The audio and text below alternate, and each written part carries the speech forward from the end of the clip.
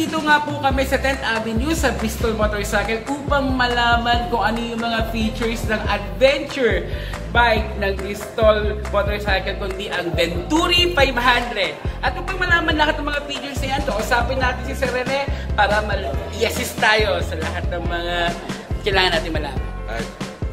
Hello guys! Hi Sir Rene! So, ano po ang pag-uusapan natin ngayon? Anong motor ba ulit?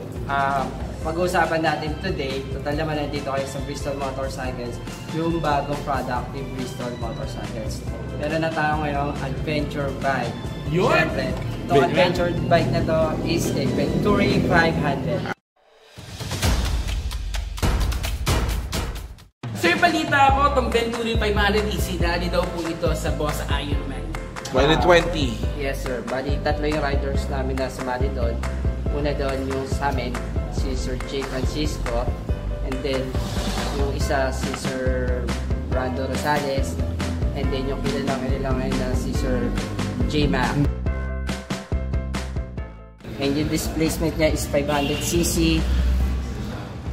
Malaking makina niya sir, no? Yes, 2-cylinder, liquid cooled.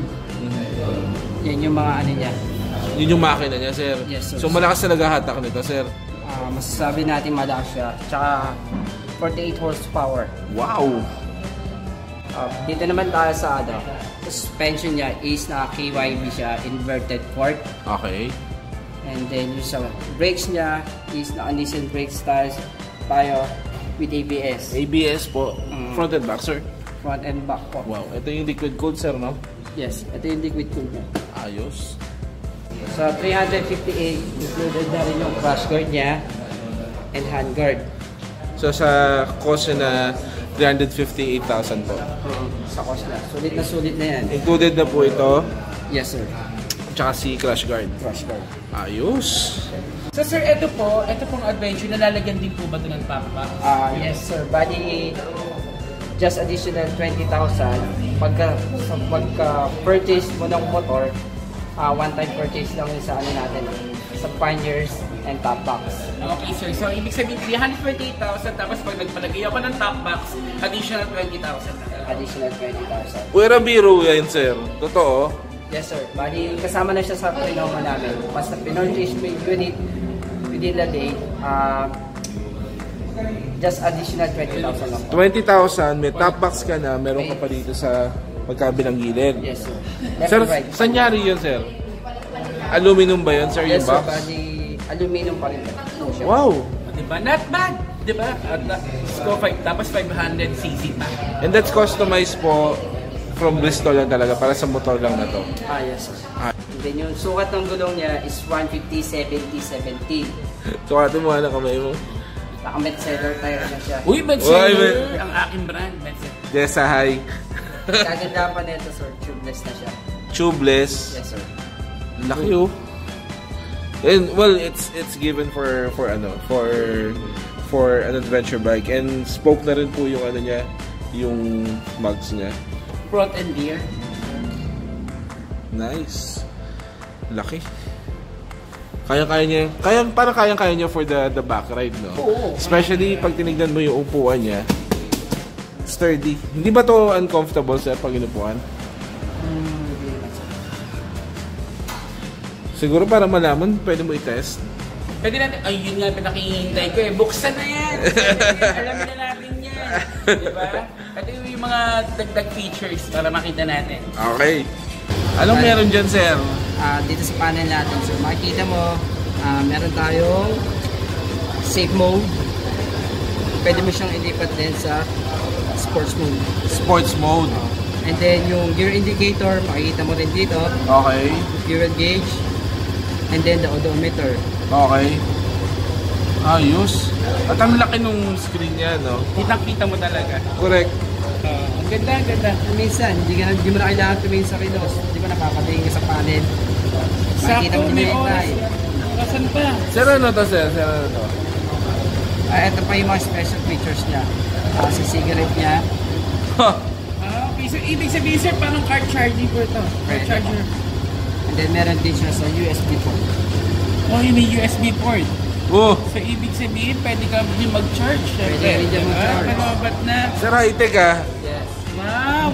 Meron ng pang car charger na pwedeng gamitin sa kung anumang gadgets meron ka. At yung panlobat yung telepono mo, meron pang port.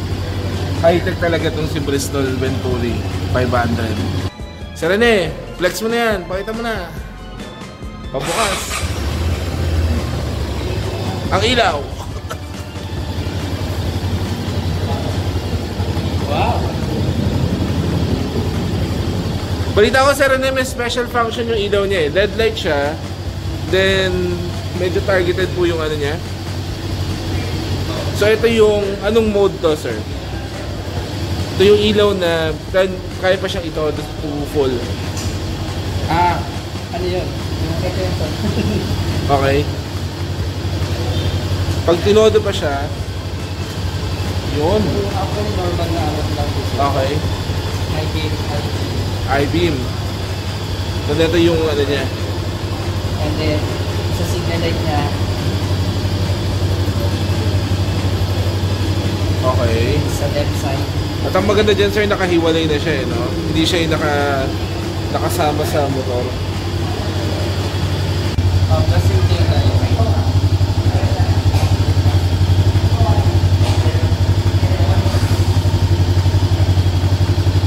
Di ba, Sir Rene, ano po ba yung mga kulay na available sa Venturi 500? Okay, sa color available niya is meron tayong white, black, red, and blue. Nice. Paano po order dito sa Bristol Motorcycle? Gagawin nila, pwede po kayo mag-visit dito sa aming store, and then pwede rin po yung i-like yung page namin na Bristol Motorcycles.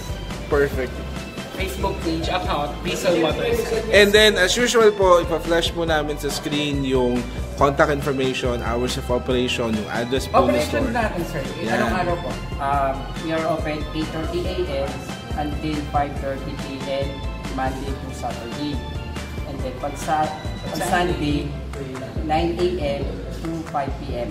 So, wala po kayong dahilan para hindi makabisita. Monday to Sunday. Correct. Tapos, sino po hanapin nila, sir, pag nagpunta sila dito? Pwede nyo kaming hanapin, Rene, and yung kasama ko si Eugene. Okay. Ayos po.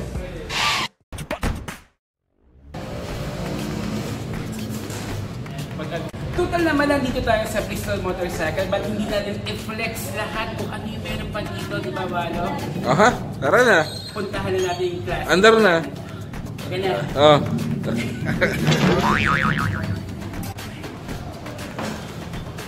Anong flex-flex mo dyan? I-flex na natin dahil alam niyo ba, sir, meron pa rin po rito available na 400cc which is the classic 400i. Cafe Racer. Cafe Racer.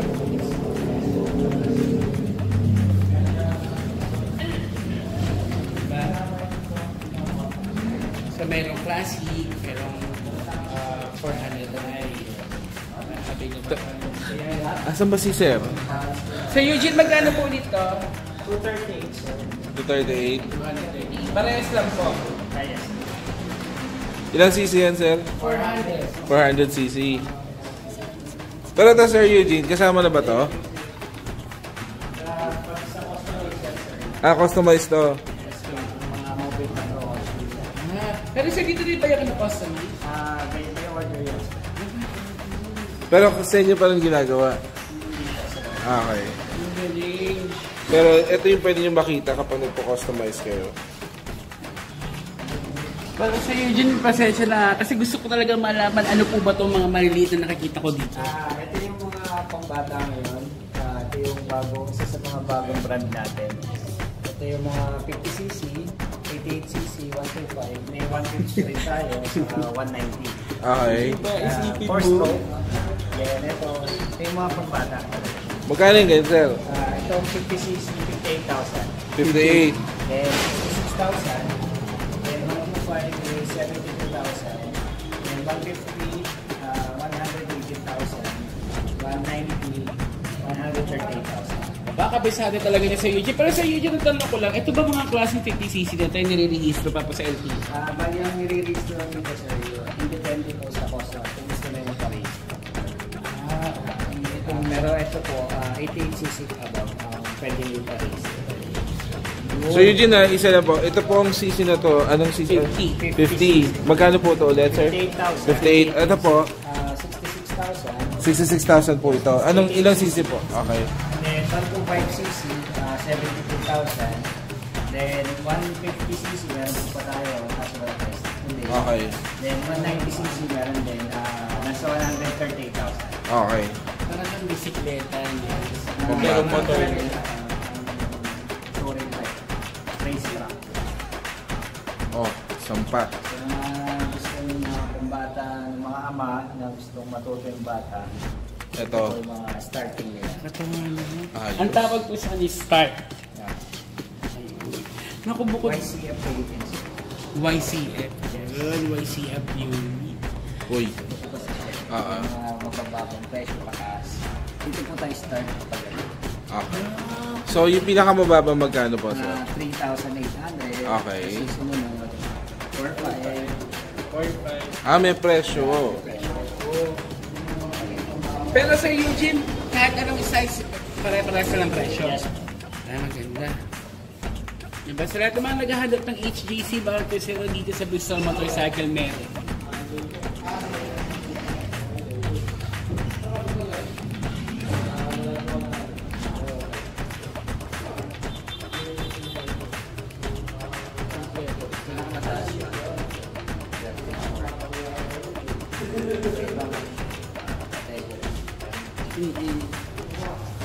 Ayos. Kompleto para dito, sir? Yes. Ganda. Wala na akong masabi pa. So, sugod na dito.